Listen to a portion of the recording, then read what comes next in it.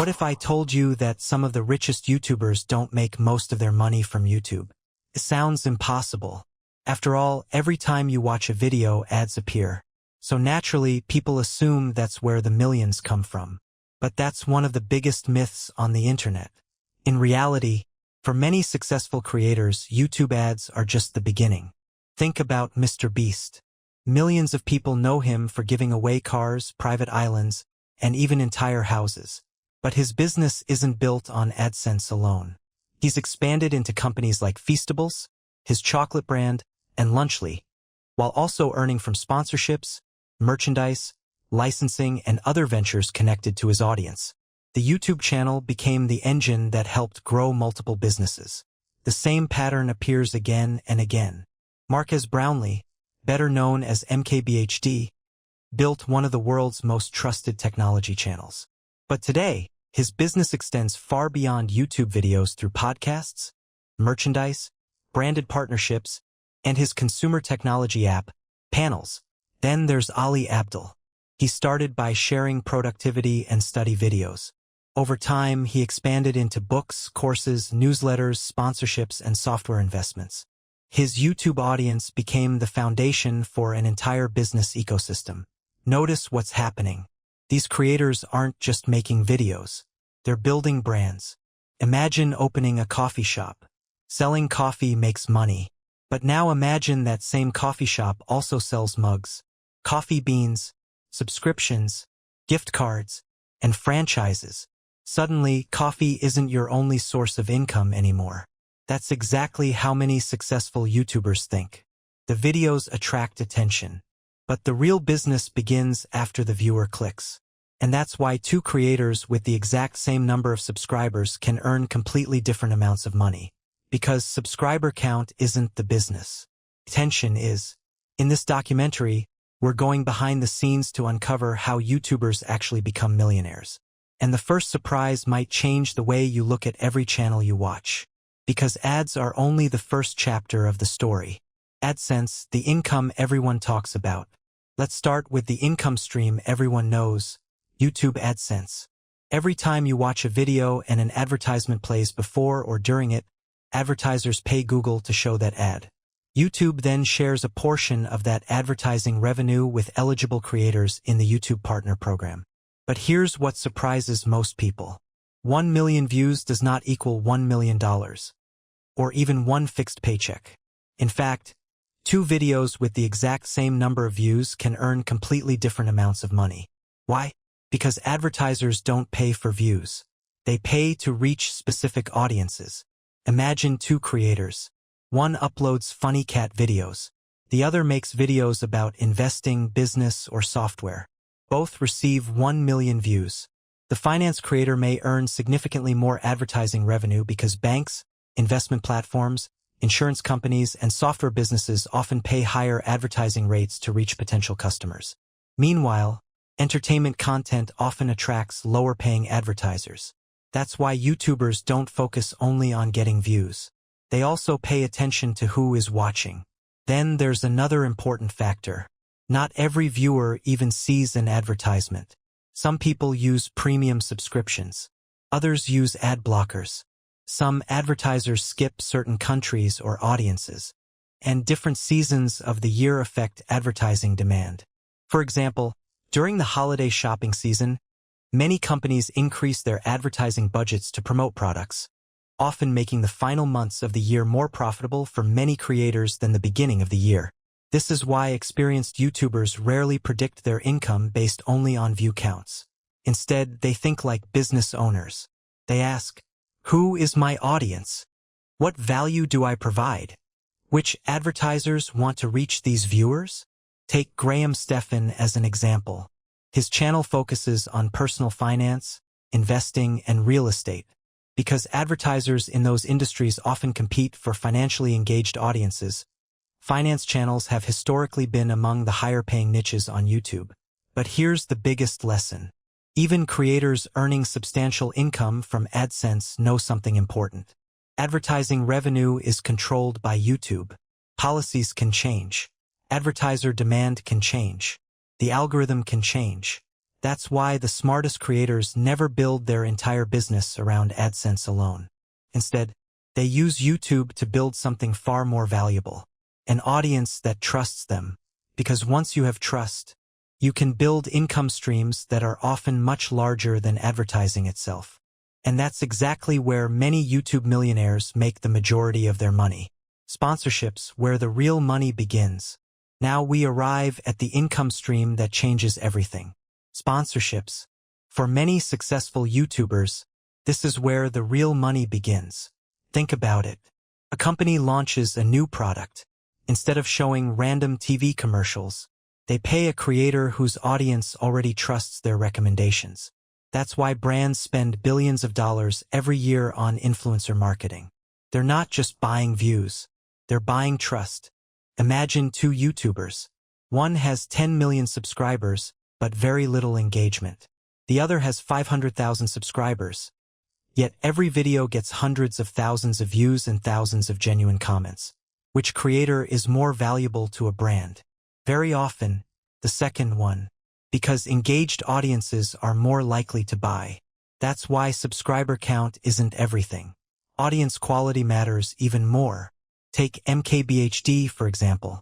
When he reviews a smartphone, millions of technology enthusiasts watch because they value his detailed and balanced opinions. That level of credibility makes his channel attractive to major technology brands looking to reach informed consumers. Or consider Ryan Trahan. His challenge videos regularly attract millions of viewers, making his channel appealing to brands that want broad consumer exposure. The product being promoted may change, but the business model stays the same. The creator provides attention. The brand provides the advertising budget. And YouTube becomes the platform connecting both. What's fascinating is that many sponsorship agreements are worth far more than the advertising revenue generated by the video itself. A single sponsored integration can sometimes exceed what the creator earns from YouTube ads on that video. That's because brands aren't paying for views alone. They're paying for influence. Think of YouTube as a busy shopping mall. AdSense is like earning rent from people walking through the building. Sponsorships are different. It's like a company paying extra to place its biggest store at the mall's main entrance because it knows that's where customers are paying attention. But even sponsorships aren't the final step. The smartest creators eventually realize something powerful. If they're already convincing millions of people to buy someone else's products, why not create their own? And that's exactly how many YouTubers transform from content creators into business owners. The real fortune businesses beyond YouTube. This is where YouTubers stop being creators and start becoming entrepreneurs. Because here's the truth. There are only so many ads you can place in a video, but there's almost no limit to the businesses you can build from an audience. Let's go back to Mr. Beast. Millions of people think his videos are the business. They're not. The videos are the marketing. His chocolate company, Feastables, is sold in major retail stores across the United States. Every time someone buys a chocolate bar, that sale has nothing to do with YouTube ads. The same audience that watched his videos became customers. Now look at Emma Chamberlain. She started by uploading lifestyle videos from her bedroom. Today, she's the founder of Chamberlain Coffee, a consumer brand sold online and in retail stores. Again, the YouTube channel introduced people to the creator. The business generated the long-term revenue. Then there's Ali Abdul. He built trust by sharing productivity and study advice. Over time, he expanded into online courses, books, newsletters, software investments, and educational products. His videos attracted the audience. His business served that audience.